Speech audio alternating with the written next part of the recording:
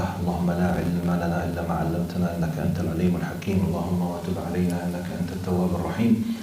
سبحانك لا نحصي ثناء عليك أنت كما أثنيت على نفسك. أنت المقدم وأنت المؤخر وأنت على كل شيء قدير. اللهم اجعل جمعنا هذا جمعا مرحوما والتفرق بعده تفرقا معصوما ولا تدع فينا شقيا ولا محروما. اللهم آمين. In the name of Allah subhanahu wa ta'ala, the most compassionate, the most merciful, all praise and thanks are due to him, and peace and blessings be upon his beloved Prophet Muhammad sallallahu alayhi wa sallam. He who is guided by the will of Allah, no one can misguide him, and he who is misguided, no one can guide him except Allah subhanahu wa ta'ala. We do bear witness that there is no God but Allah, and Muhammad is his messenger. Brother, can I ask you to come to this side? Sometimes when sisters come, they sit here. Thank you very much, no problem. Now, let's consider last time, inshallah, we finished what is possible to be highlighted from the Battle of Uhod and what comes after. We are still historically with. Now, the most biggest event after Uhod is Ghazwat al-Khandaq or al-Ahzab. Between them, we have a lot of small things happened. I will not highlight everything. By the way, the Seerah is so rich to a degree. If I want to go into details in a pure, rich ilm style, it could take us years. And I wish if you all understand Arabic, and I'm speaking in Arabic, because sometimes I skip a lot of things, because if I want to translate it, the vibe, the spirit of the meaning will be missed. Because it needs an Arabic understanding, because if every single word will be translated, it will lose its meaning. So sometimes I skip a lot of things, by the way. Anyway, so from the things that happened, two events called منطقة الرجيع, or event of الرجيع and بئر معونة. I will skip them because all of them has to do with fighting and backbiting and, working. What's the meaning of غدر? غدر بالإنجليزي إيش معناها؟ العرب. Betrayal. الخيانة, yes, because they were betrayed by some Arabs and they killed some Sahaba, but I will skip because all of the details goes about betrayal and fighting and killing and related things. And from the things, we have the problem of Banu Nadir as well. They broke the covenant and they did something horrible to Prophet Muhammad ﷺ, and they were pushed to leave. So for the reasons that you know, I will skip as well. Okay? So these three events, or even four events, I will skip them, and I will mention some others. Oh, jazakumullah khair, barakallah fiik. Thank you very much. Shukran, jazakumullah khair. Jazakumullah khair, akramakumullah. Allah yarham walidaykum, inshallah. Jazakumullah khair. Allahumma salli ala Sayyidina Muhammad. I will be highlighting two events, which is general, what we call غزوة بدر الثانية, the second غزوة بدر. Some people might be astonished to say, but we have just one غزوة بدر. Actually, we have two. Now, which is very interesting to know. غزوة بدر الثانية, in simple, it's very nice event to know. You know, when Badr happened, the main idea of Badr, it was a pure, amazing, beautiful planning of Allah subhanahu wa ta'ala. Allah led them to there by the will of Allah. It was Yawm al-Furqan, the day of separation between haqq and batil, between truth and falsehood. So the hit was very big against the mushrikeen. So they decided to take revenge in Uhud. You know, in Uhud, at the very beginning, the victory was with Muslims. Then happened the archers, they disobeyed the commandments and it turned around against Muslims. So they lost tens of the Sahaba. Subhanallah, by the will of Allah, the mushrikeen, they did not complete vanishing and killing Muslims, they just left. So next day, Prophet Muhammad ﷺ, in the same time, Abu Sufyan, next day, 24 hours, they were camping. They started reviewing what happened. They say, hey, you did not kill Muhammad. You did not give major victory. Why not to go back again to Medina and kill them? Now, Prophet Muhammad ﷺ, immediately he prepared and he asked, it was not compulsory. However, he recommended, he say, who would love to chase them with their injuries? So they followed them and they flee as cowards. And they were called Jubana. Okay? So, now we know this. One of the things that happened when Uhud happened, Abu Sufyan challenged Prophet Muhammad ﷺ. He said, if you are men, we will see you next year in the same place of Badr where you think that you won, so we will take revenge of you. So come next year. And it happened this. Next year, in the exact time, Prophet Muhammad ﷺ came with his soldiers into the place. Who did not show up? Abu Sufyan and the Mushrikeen. So, you know, it's among the Arabs, who's the coward? Who won?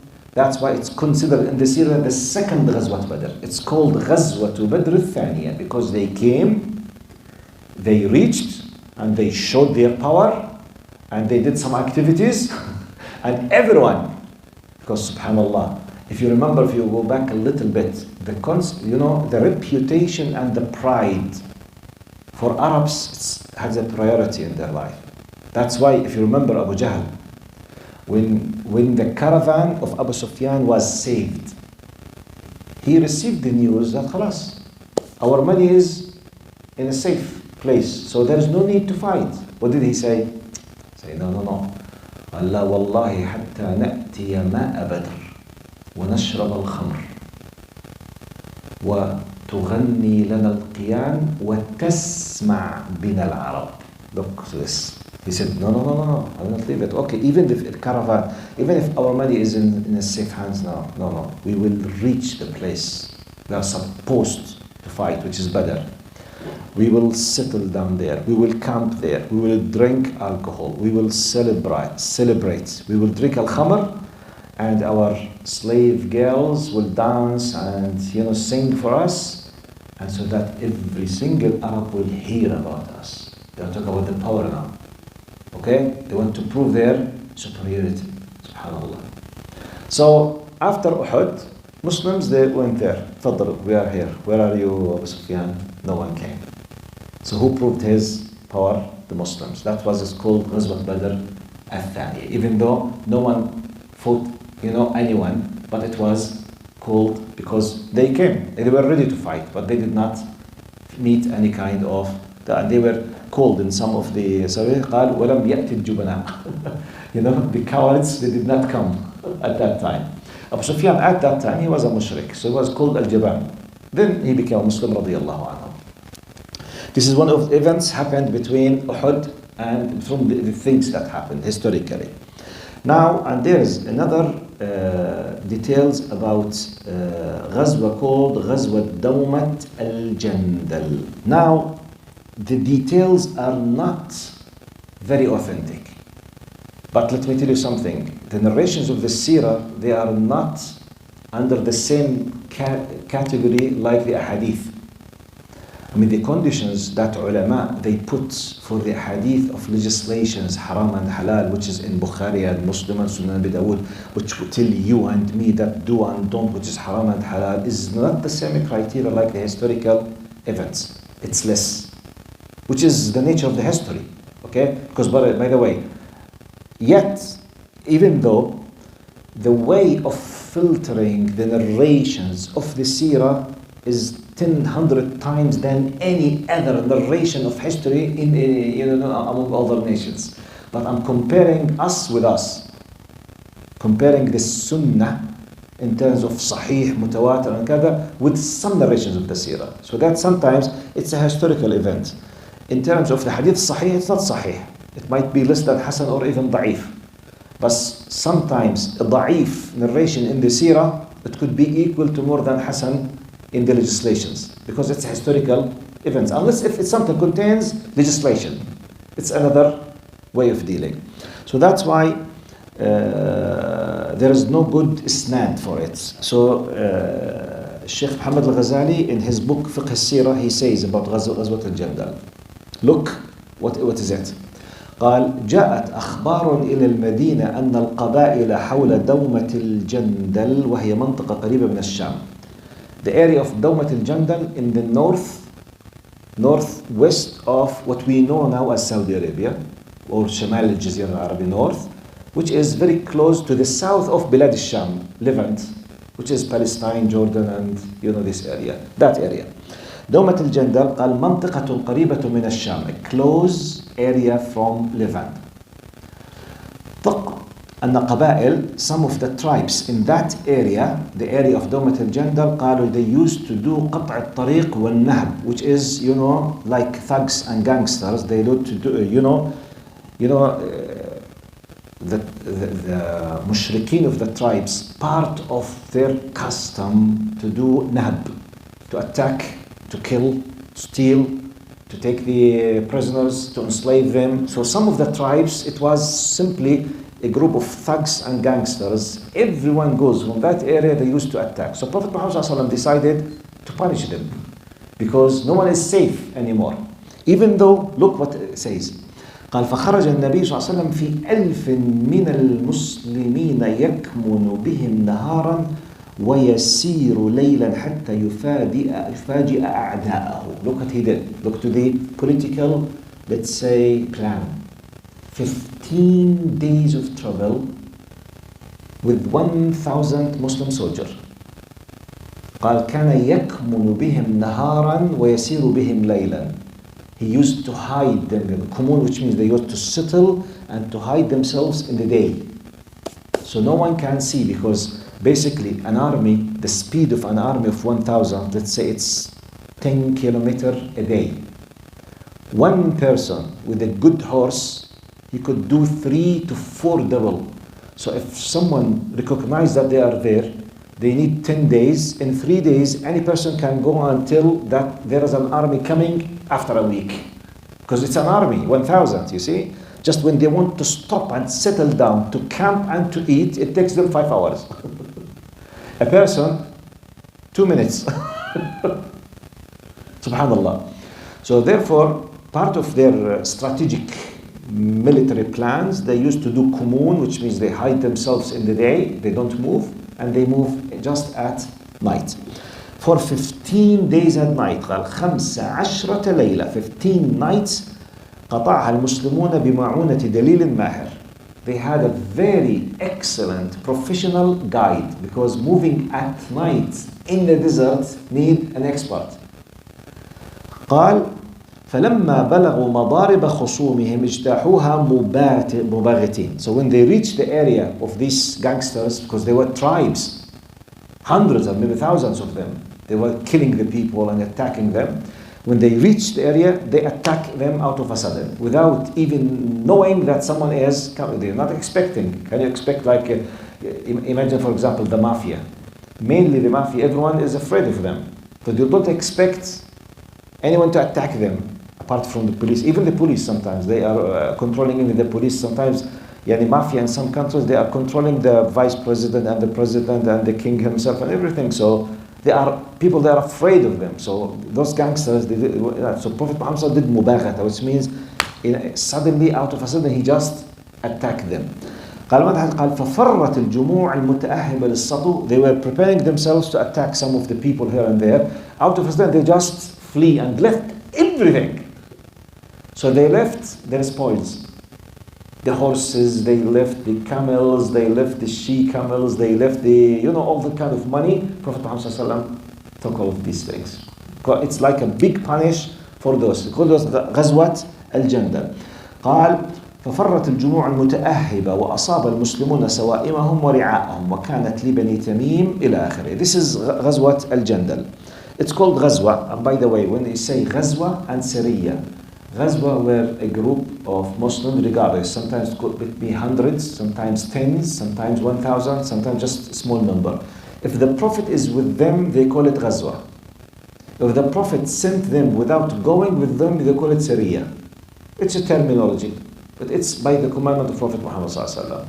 Now, this period between Uhud and Al-Khandaq, from the things that happened, which Uhud it happened third year. Al-Khandaq around 5th year. So in these 2 years from the events that happened. زواج النبي صلى الله عليه وسلم بأم المؤمنين زينب بنت خزيمة رضي الله عنها. المؤمنين زينب bint Khuzaymah has something very specific. She was the second wife of Prophet Muhammad after Khadija that passed away. She lost her husband, and Prophet Muhammad asked her to marry him. She accepted, and she lived with him just 8 months, and she passed away. Rahimahullah, radiyallahu anha. Her best title, that's why we have a very, very little information about Zainab bint Khuzaymah. She was a wife, but we have a very little. The most well-known title about her, do you know what is it? Who's say? Yes, mashallah. al-Masakin, the mother of the poor and the miskin. She became wife of Prophet Muhammad sallallahu alaihi wasallam. She dedicated her life just to take care of widows, orphans, poor, and needy, doing nothing except taking care of them and doing the ibadah. 8 months and she passed away. As a wife of the Prophet, she took the honor and she left. Very little information. By the way, wives of Prophet Muhammad sallallahu alaihi wasallam, amazingly, the hikmah of Allah subhanahu wa ta'ala, and you mentioned, because from the things that happened after that, the Prophet Muhammad sallallahu alaihi wasallam married from Salama as well. So Zainab bint Khuzaymah and Salama. In this context, Salama has a very beautiful story as well. When Salama and Abu Salama, both of them, they were from the first group of immigration who went to Al-Habasha. And Abu Salama was a great Muslim. وكان ابن عمة النبي صلى الله عليه وسلم. He had a relation with Prophet Muhammad sallallahu alaihi wasallam. So he passed away. After he passed away, Salama, she felt really very sad. She said something like, nothing will compensate me after Abu Salama. Subhanallah. Abu Bakr asked her hand to marry her. She refused. Umar asked her hand. She refused. She did not know what's happening. Then Muhammad sallallahu alaihi wasallam, he asked for her hand. Now, believe it or not, she accepted, but she told him something. قالت إني امرأة غير. What was the exact word that she used? قال إني إني غيرة، أي شديدة الغيرة. قال وإني مصبية، أي ذات صبية. She said, Ya Rasulullah, before I give you my answer, I'm very, very jealous person, which means if you accepted me as a wife, I might cause some difficulties for you with your other wives. Look how frank she was. She didn't say, خلاص, no. Please know that about me. I might not be able to control myself. Subhanallah. And to the best of my knowledge, we did not receive any kind of troubles between her and the others. But she said that as a precondition just to tell about herself. And she had 4 orphans from Abu Salama. The last one of them, Zainab, she was still pregnant when he passed away. So she gave birth. Then Prophet Muhammad ﷺ married her. So she was in a breastfeeding for Zainab bint Abu Salama with 4 orphans. Now, Salama, good things, because as I told you, Seerah, we need information. Salama, believe it or not, do you know who's her brother in breastfeeding? أخوها بالرضاعة. The brother of Salama بالرضاعة, who is he? very difficult to know because anyone could be. Ammar bin Yasir. Ammar bin Yasir. شقيق سلمة بالرضاعة. وأبو اللهم صل على سيدنا محمد. وأبو سلمة ابن عمة النبي صلى الله عليه وسلم وشقيقه بالرضاعة. سبحان الله. Anyway, look, Salama. As long as we mentioned Salama and Zainab bin Khuzayba, it's good to mention some beautiful details about them. You know, non-Muslims, and especially the Orientalists, and some missionary writers during the history of the fighting or clashes between Muslims and European missionaries in a specific, they wrote a lot of books and things attacking Muslims. On top of things that they used to attack is to accuse Prophet Muhammad that what he was just looking for her, his sexual appetite. Look, he was married from 11 wives. Anyone goes in depth to the reality will know that this is just a fake piece of information and just a lie. Except Aisha, all of them, they were either divorced or widows. And some of them with kids like Salama. And some of them is elder than him. Now look, the opponent's team, some of the non-believers, they were holding the fake idea that, okay, he was a very sexual person. Okay, because he was just an Arab leader and a king and he was power type, logically. Now, question for any normal man. If you are a leader and you are controlling thousands of the people, you have the choice to choose a virgin and a widow or a divorced. What do you choose? It's by nature.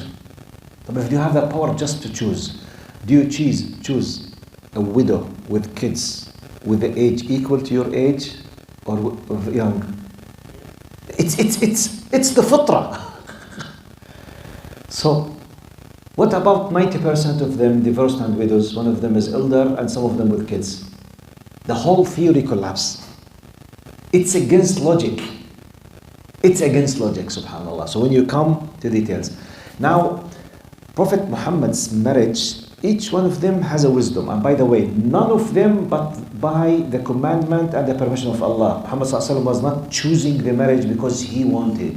Allah, even Aisha, by the way, he told Aisha that, Ya Aisha, inni urituki fil manami annaki zawjati. He told her that I used to see you in my dreams. Before that, you will be my wife. It's, you know, وَرُؤْيَا الْأَنْبِيَاء wahi. It's part, the vision or the dream for a prophet like Ibrahim alayhi salam. قال يا بني إني أرى في المنام أني أذبحه. قال يا أبت افعل ما تؤمر ستجدني إن شاء الله من الصابرين. اللهم صل على سيدنا محمد. It's good to know the following from the wisdoms. Sometimes it's to gain the hearts of the people.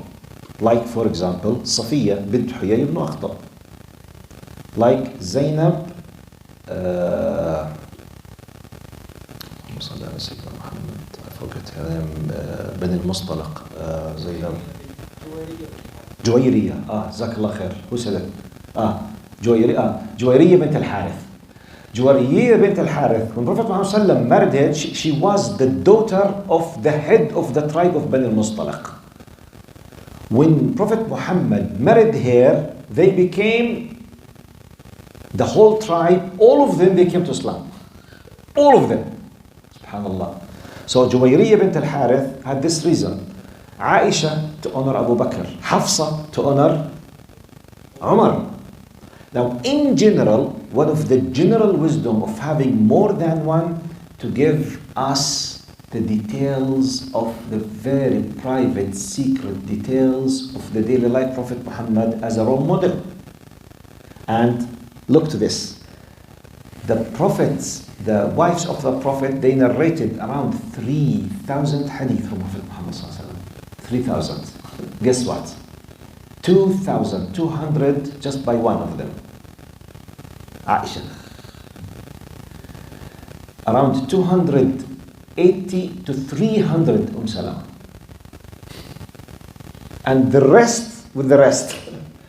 Most of them 60 something, 40 something. Aisha 2,200 hadith. Do you know what this means? Salama, she was a specialist in ahkam shar'iyya. In legislation, the fiqh. And Salama, she was having a very wise way of thinking. She was the reason for preventing a disaster with the Muslims. You know where? Salama. Hudaybiyah, yes, Sulh al-Hudaybiyah.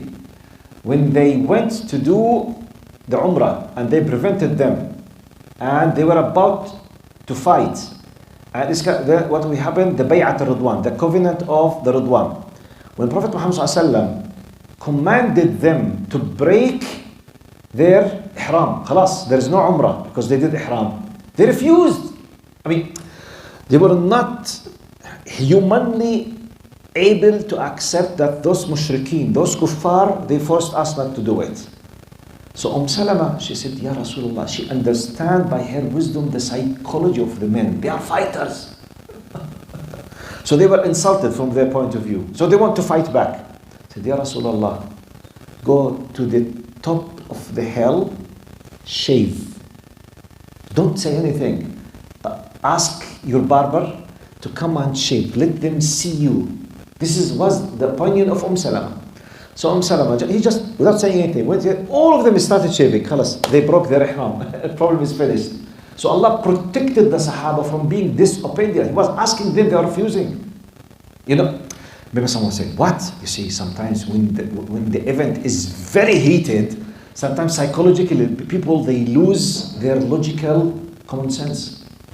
Salama was the key point of solving this disaster.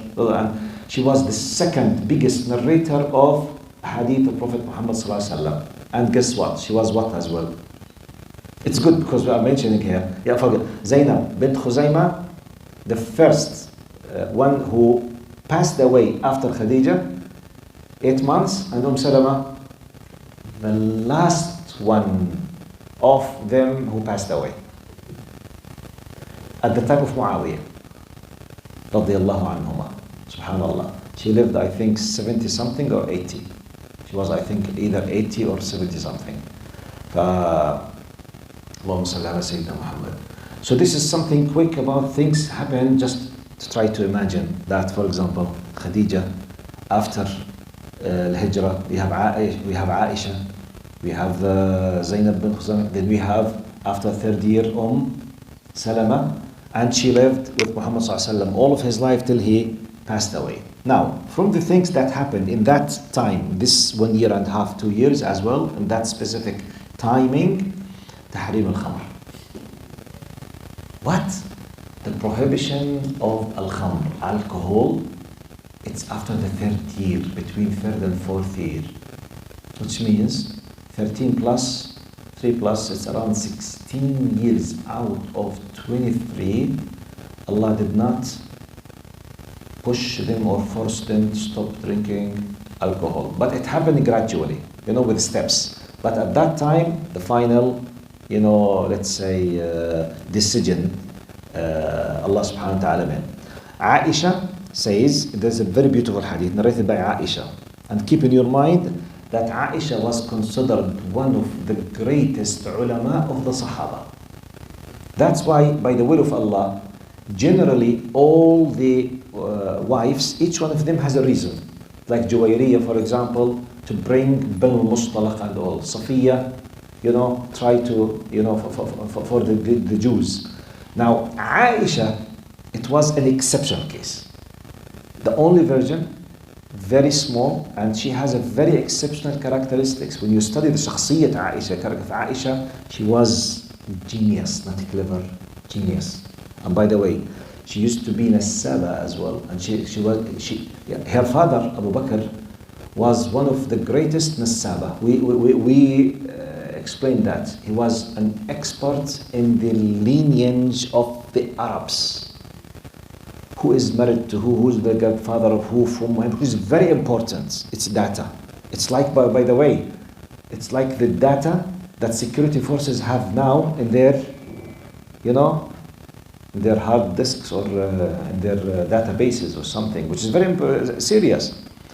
So she was an expert about the habits of the Arabs, their relations, very educated, because she lived with Abu Bakr. He was a very well-known person among the Arabs and Quraysh. Abu Bakr, by the way, was a rich merchant, very strong ties, highly respected by the people. He used to fix the problem with the people. So she lived in a place where she received. And she was an exceptionally genius. And we know that from the way of dealing with Prophet Muhammad ﷺ. And then after that, she was one of the great Sahaba. She used to disagree with them, to discuss them, and to teach them. Aisha al-Faqiha, she was a alima, because she lived with Muhammad ﷺ most of the times, and we know she was so close to the Prophet Muhammad ﷺ that he asked the permission when he was about to pass away, sallallahu alaihi wasallam. In his final moments, he asked the permission the last few days from all of his wives to stay the final hours and days in his life with Aisha. Gives you an idea about what Aisha was. So Aisha radiallahu anha says, أول ما نزل من القرآن سورة من المفصل فيها ذكر الجنة والنار حتى إذا ثاب الناس إلى الإسلام نزل الحلال والحرام ولو نزل أول شيء لا تشربوا الخمر لقالوا لا ندع الخمر أبدا ولو نزل لا تزنوا لقالوا لا ندع الزنا أبدا. Now Aisha, she's explaining and giving you a brief conclusion for the divine wisdom. She's analyzing now the order of the revelation. She said, from what I witnessed at the very beginning in Mecca, قال نزل سورة المفصل فيها ذكر الجنة والنار. The very short, powerful surahs which talk about the hereafter, the paradise, the hellfire, the aqidah, fixing the faith. قال حتى إذا ثاب الناس إلى الإسلام. When the people, they accepted Islam and their faith was firm, قال نزل الحلال والحرام.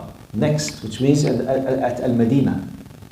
Now, which is obligation, prohibited, recommended. قال ولو شوف, she's a فقيهة. She's a very clever. She said لو نزل أول ما نزل لا تشرب الخمر. She says, if the first thing came, don't drink alcohol, they say, we don't care, we will drink. Because you are just, attacking them on something for hundreds of years they do it. So you need a very strong faith to accept to change your style of life. And by the way, this happens with all of us. Simple example. How many of us, we are educated about health problems, about our food style or about the diet system? We all know. How many of us really are ready to listen to change their style of life? For example, drinking coffee, for example. Or drinking tea. Or eating the carbs. Or the sugar. We all know the disaster of this. We say things of things. Even when you go to the doctor, not easily we listen to them. They told us, you have to stop eating sugar. Okay, thank you. Okay, I'll do my best. Jazakallah khair. We go back and we keep eating. We don't care. Wallahi, sometimes you need to have a very, very strong faith to accept the doctor with his way, or his warnings, or his expertise, or something to make you afraid that someone can really look, and someone that you trust, that he is an expert. Your blood work says you will die in 6 months if you don't stop it. What? And he's not anyone, he's a very strong, trustworthy source of that. You will have this kind of fear will push you to take a decision to stop the sugar or the chocolate or the carbs or whatever. Otherwise, we don't care. We know, but we don't care. This is a reality. How many of us, we have people keep pushing us, you have to do sports. Be careful. Don't be fat in this area. This means you will develop diabetes very soon. This we know. The knowledge, I think everyone knows. But who applies? Very little. Subhanallah. This gives you an idea. I mean, it's not just to know. No. You need to accept. You need to trust. You need to believe. So that's why Aisha is analyzing very nice way. حتى إذا نزل ثاب الناس للإسلام, when they return back to Islam, simply خلاص now الحلال والحرام. She continues رضي الله عنها. قال لقد نزل بمكة على محمد صلى الله عليه وسلم وإني لجارية ألعب بل الساعة موعدهم والساعة أدهى وأمر. Look how she's using the very brief description. She said, when I was a young girl playing in Mecca, before she was married, she was still under, her father. قال محمد صلى الله عليه وسلم received بل الساعة. She's giving an example about the style of the language of the Quran from the Mecca verses. Okay? قال بل الساعة موعدهم والساعة أدهى وأمر, as an example. من سورة القمر, verse 40, which is, better yet, the hour is their appointed time, and the hour will be most catastrophic and most bitter. قال وما نزلت سورة البقرة والنساء إلا وأنا عنده. Look how she make it. She's giving an idea.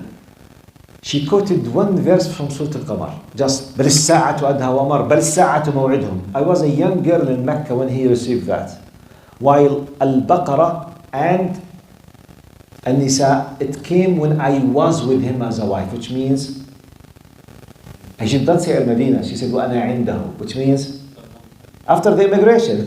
You see, she's maybe 10, 15 hours after that. Al-Baqarah wal-Nisa, because Al-Baqarah itself did not come once, different verses. When you go to the Surah Al-Baqarah, أحكام الطلاق والظهار والحج والصوم, the legislation of, yes, والدين والبيع, it's nearly most of the big titles of rulings in Islam you find it in chapter Al-Baqarah. So she's giving a brief idea about the. She said this in the context of talking about tahrim al-khamr, as if she's expecting by her, high IQ that the people will ask, but al-khamr, it's al-khaba'ith. Why what is not prohibited in Mecca? As if she's expecting, and she's giving the answer why it was late relatively. 16 out of 23. You are talking more or less about 2/3 of the age of Islam. So now in another riwayah, Ali ibn Abi Talib radiallahu anhu says, صنع لنا عبد الرحمن ibn Auf طعاما. Now Ali ibn Abi Talib narrates that Abdul Rahman bin Auf made a meal, and he invited them. قال وسقانا من الخمر. It was up to that moment still, the graduality of the drinking, because يسألونك عن الخمر والميسر قل فيهما إثم كبير ومنافع للناس وإثمهما أكبر من نفعهما. Some of the Sahaba, like Umar, if I'm not mistaken, he said ما أراها إلا تمهيدا لتحريمها. He picked the idea immediately. Umar, he said, this is a step. I know for sure that at a certain time it will be prohibited in full. Because إثمهما أكبر من نفعهما, which means their harm, which is true. Now, by the way, if you want to discuss with anyone about what we consider religiously prohibited, use with him the concept, the common sense, human, ethical concept of harms and benefits. Alcohol. Don't say Islam says haram, say come. Generally, who drink alcohol, are they benefiting more or they are harmed more? Can anyone disagree with that? One of the top reasons for car accidents, one of the top reasons on earth in the Western specific, and domestic violence.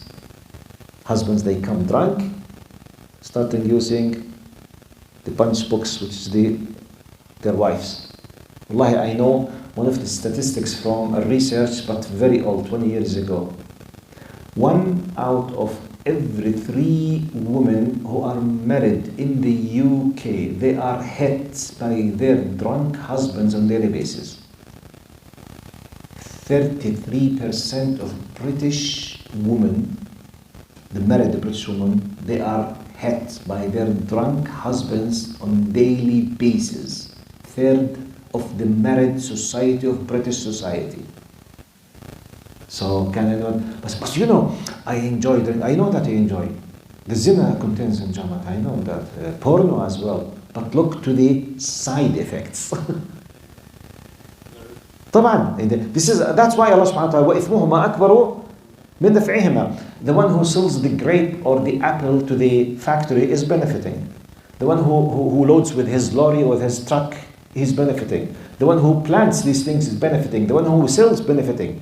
Compared with tens of millions on daily basis, they are hitting, they are urinating on themselves, causing car accidents, destroying the society, making a lot of dangerous things. Imagine when someone is drunk. Why, one of the most important things that they withdraw their license for, why? If they caught you drunk, which means this is a common sense acceptance by the legal system on earth that alcohol is dangerous. You can't disagree with that. So subhanallah, instead of having this kind of empty talks about I think, you think, I feel, you feel, research is this, Allah, haram, that's it. Alas. Because if you live, by the way, human beings are very clever to justify anything at any time if they have the power. True or false? Anything. Look what happens now in Palestine. The one who has the power is able to justify anything because they have the power. And by the way, any one of us will do it. Any one of us, if they have power, this is what I think. No, I think it's good. That's it. خلاص. That's why we need the reference to be the revelation, al-wahy. If it's up to us, we'll keep changing whatever to suit us. This is the nature of a human beings. طيب. Now, Ali continues. قال, Abdurrahman made food for us, invited us, and he gave us some khamr to drink. قال فأخذت الخمر منا. Ali, he says, we became drunk. Subhanallah. قال وحضرت الصلاة فقدموني. So Ali himself now is half drunk. Subhanallah. What? Yes, because it was not prohibited. عبد الرحمن بن عوف. Yes, they were drunk. لا إله إلا الله. And there's a great lesson in the last few minutes. He says قال فقدموني فقرأت. Ali, what he wanted to read from قل يا أيها الكافرون. Look what he read. قل يا أيها الكافرون لا أعبد ما تعبدون ونحن نعبد ما تعبدون. He said, oh, who you do not believe, I don't worship what you worship, but we worship what you worship. Which is contradiction in the exact, he changed the ayah completely to the opposite, because he is what? He's not controlling his mind. Subhanallah, why the khamr is prohibited. قال فأنزل الله تعالى يا أيها الذين آمنوا لا تقربوا الصلاة وأنتم سكارى حتى تعلموا ما تقولون. This was not the final prohibition. Still, it's, So, after that, steps. First step, it was خيرهما وإثمهما أكبر من نفعهما. Their harm is much more than their benefits. Some of the Sahaba, they picked it like Umar and they stopped. Next step, this incident. لا تقربوا الصلاة وأنتم سكارى. Don't ever pray while you are drunk. So what happened? The only time, because drinking, I'm not expert, but what I know, that when you drink, to get rid of the influence of alcohol, it takes hours. Because we see the people, they are thrown in the pavement of the street for 10 hours sometimes. So, okay. So the only time they used to drink after the Isha up to the Fajr. So it was like minimized. Because it's the longest time without prayer in the mid, sometimes 10, 12 hours or more. They used just to control themselves not to drink from the Fajr up to Isha. After the Isha they drink. The last one, which is إنما الخمر والميسر والأنصاب والأزلام رجس من عمل فاجتنبوه. He said اجتنبوه, it contains many times more than haram. Because haram, it might be understood just haram to drink it.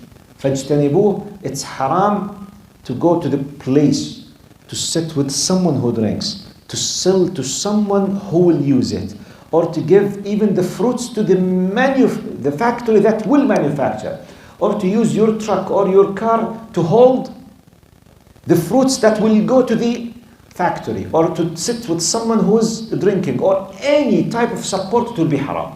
So ijtinab is much, much, much more than haram. Because some people, they say, where is the haram? I said, go and educate yourself. I mean, it's not my problem if you don't know Arabic or the Quranic Arabic. It's not my problem. Subhanallah, this is from, now let's take a lesson from this in the final, yes, Sadaqah.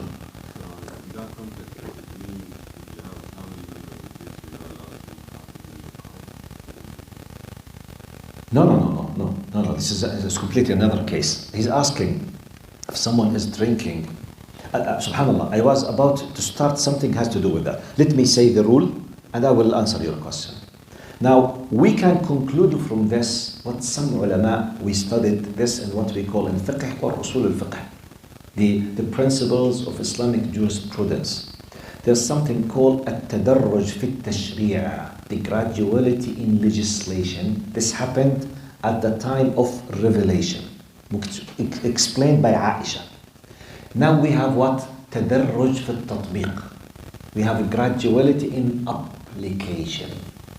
Graduality in legislation. We have a gradual. The hukum is fixed now. No one can disagree or argue that alcohol is haram, or wearing the gold for men is haram, or wearing a silk for men is haram. It's a fixed, khalas. But if a new person has now just revert to Islam, you need to be wise to tell him, or he would like to accept Islam. And let's imagine that he's committing 10 of the haram things in Islam.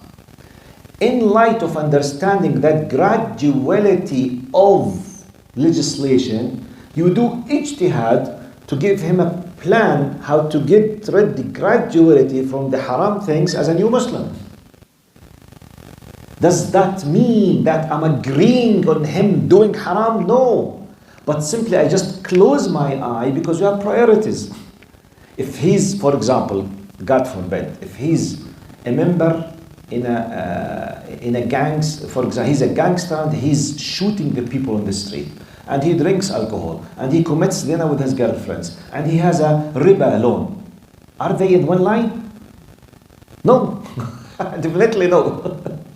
I will tell him all of them the haram, but he said, no. I said, okay, please, maybe the most serious thing is to stop killing the people. Maybe you'll do ijtihad, depending on understanding. Maybe you will convince him to reduce the alcohol, and simply you don't say anything about his girlfriend. Definitely don't say anything about the golden ring in his hand. Don't ever mention it. So imagine how unwise I will be if I made him feel that this golden ring is equal to, for example, drinking alcohol or committing the zina or killing someone. I will be a crazy person. Yani ya Sheikh, but the gold is haram, you know it. I know, wallahi, that's haram. But why you did not tell him? This is the wisdom of da'wah in taking the graduality in that. Now, coming to your question, brother. Now, in general, I need to do ijtihad. The brother asked, if a member of the family is drinking alcohol, am I allowed to take him with my car? It depends. Who is this member? Is he my father or my son or my brother? Do I have an authority in dealing with him or not? If he's just a member of family and he's equal to me in authority, which means I don't have a power. If I'm a father with a son, unlike that's a brother with a brother. This is part of the wisdom of the da'wah. If I have authority, it means I'm more responsible in the sight of Allah. Okay? But if I'm an inferior with superior, I'm a son and he's a father.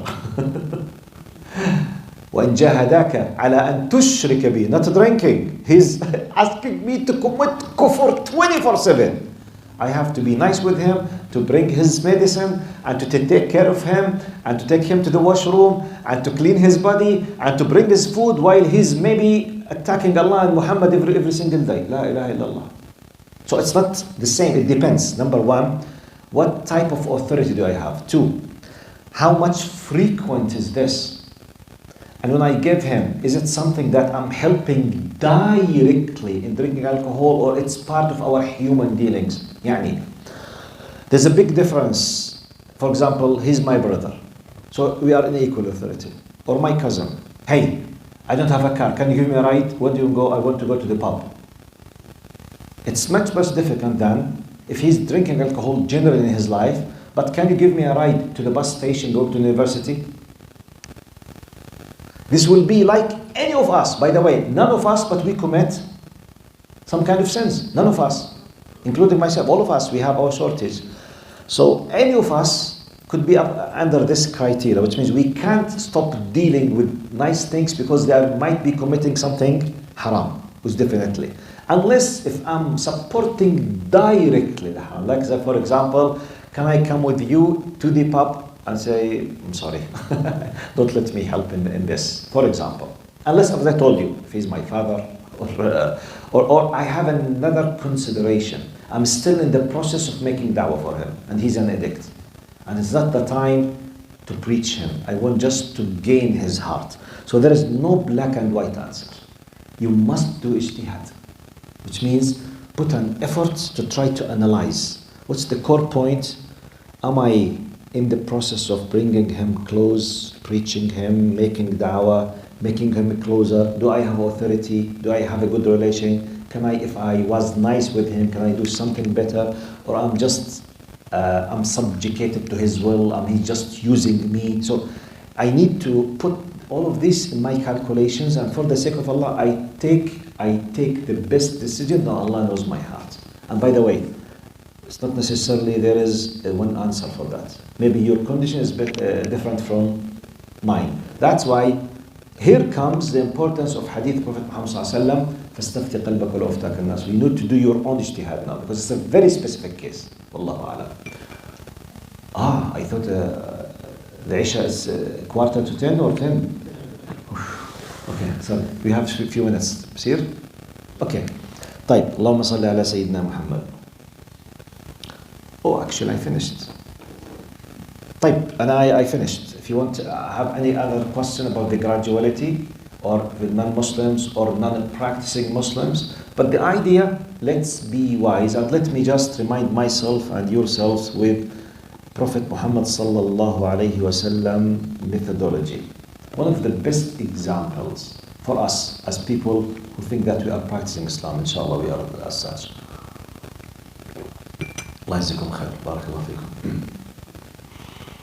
You know, a young man came to Prophet Muhammad sallallahu alaihi wasallam. He asked him to give him a permission to commit the zina. Can you imagine this? Can you imagine someone who came to ask to do a major sin from the source of legislation? It's really amazing. But it gives you an idea about how difficult it was for that man, that he is under an unbelievable pressure of his sexual desire. At the same time, he's afraid of committing a haram. So he wants a license. SubhanAllah. Wallahi. Yeah, because it gives you this kind of conflict inside himself. He wants, but he's afraid and he respects. So this kind of conflict. He came. Now the Sahaba is there. Ya Rasul, even leave zina. Now, normally, if any one of us, including myself, imagine that I'm giving the dars, the young man in front of you came and say, Sheikh, is there any kind of license, rukhsah in Islam that I cannot commit zina? Maybe I will become very angry. I say, Ya Sheikh, are you insulting me? What do you think? Do you think I'm working in a prostitution house? What do you want me to give me a license? At least I will be a little bit angry. Because I will consider it as an insult for me. You want from me a permission? Normally, Prophet Muhammad sallallahu alaihi wasallam, look, he did not even show any kind of anger from him. He asked him to come closer. He sat next to Prophet Muhammad sallallahu alaihi wasallam, and he put his two thighs next to Prophet Muhammad sallallahu alaihi wasallam, like when we do the tashahhud. Prophet Muhammad sallallahu alaihi wasallam put his hand sallallahu alaihi wasallam in his chest. And he said, and he asked him, قال أترضاه لأمك? He said, do you accept people to commit zina with your mother? He said, لا يا رسول الله. No. قال فكذا الناس لا يرضونه لأمهاتهم. The people as well, they don't want it, they are not satisfied, they don't feel happy, they feel very, very upset when someone commits zina with their mothers. Because you have a mother, they have mothers. Because a woman that you will sleep with, it might be a mother of someone, or the daughter of someone, or the sister of someone. It's either or.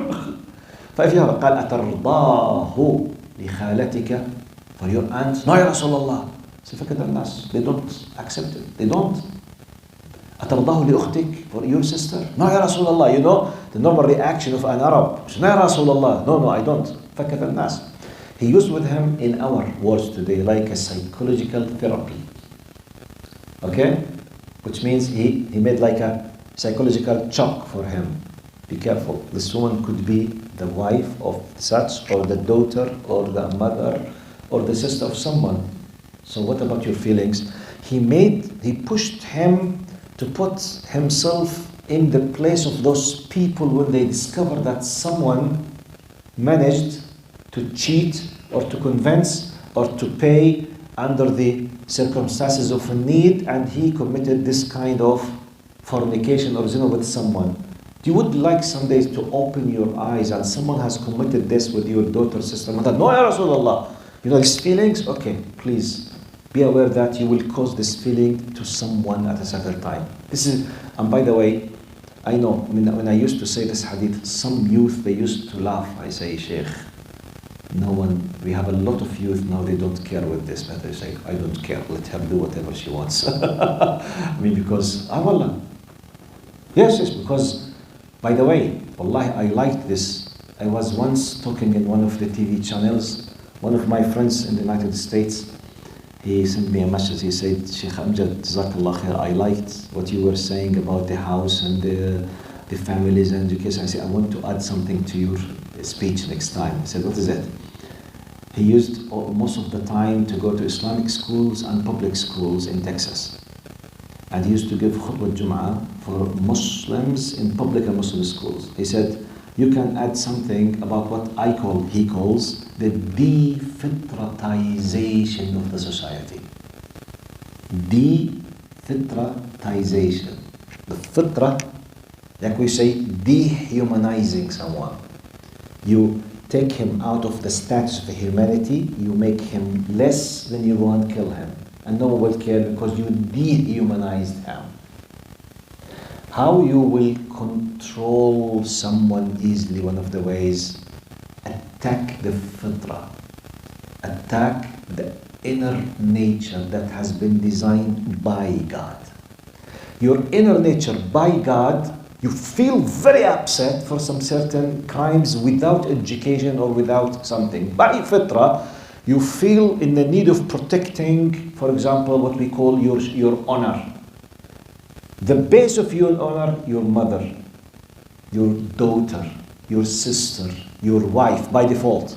We don't take long, intensive courses that we are just robots like this, things that feeding us. Be careful if someone's about to touch your wife or your daughter, you have to protect her. To protect her, you must feel angry and you go and protect her. No, this is a fitra.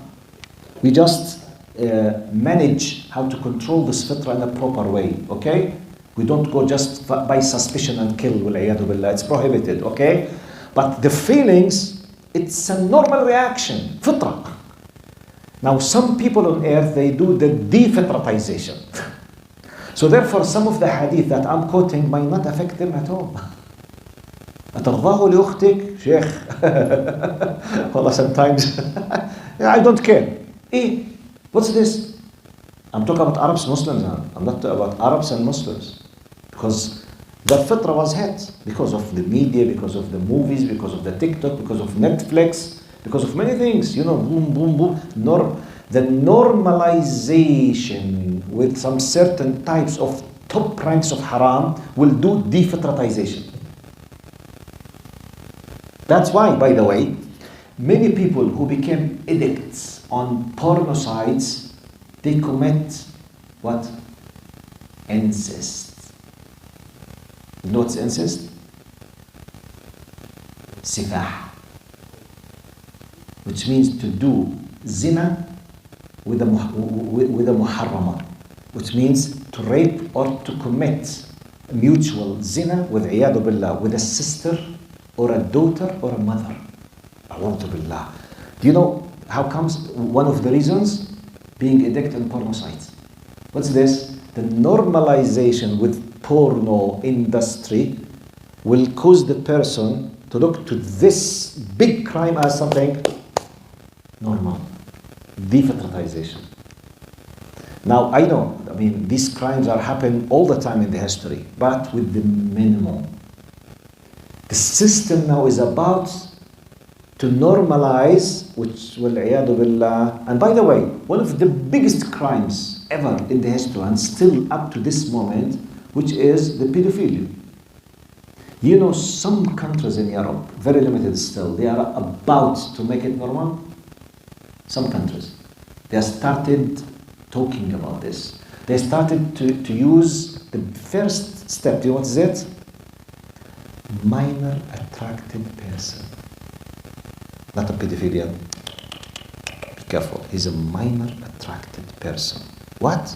What's this? Step. You know? They call it in the language the connotation. Okay? The dilala. Well, you know, when you use a word, it comes with a meaning. Sometimes the power of the meaning must be normalized or changed, so they change the description. Yeah, for example, the word criminal. You are a criminal. Is it a very tough, strong word or not? Type. If I decided to protect some criminals in the society with a long-term plan, you know what I will do? I started changing the description of a criminal, and I stopped using the word criminal. I will use, for example, something like a man who committed undesired behavior in public affairs. Wallahi, I'm not joking. What did the man do?